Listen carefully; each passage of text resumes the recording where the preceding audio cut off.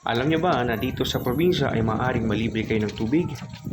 Yes, tama ang inyong narinig dahil ngayong araw na ito ay mag-iigib nga tayo ng tubig na pwedeng pang inom, pwedeng panglinis ng bigas, ng mga gulay, ng mga karne o ng mga isda. Ngayong araw nga ay mag-iigib tayo ng tubig dahil ubusan na po tayo ng tubig na inumin at panghugas ng isda, karne o gulay o ng bigas. Sa palagay nyo, makailang ulit na pagbomba ang kailangan para mapuno ang galon na ito? 50 ba? Mali. 40? Mali.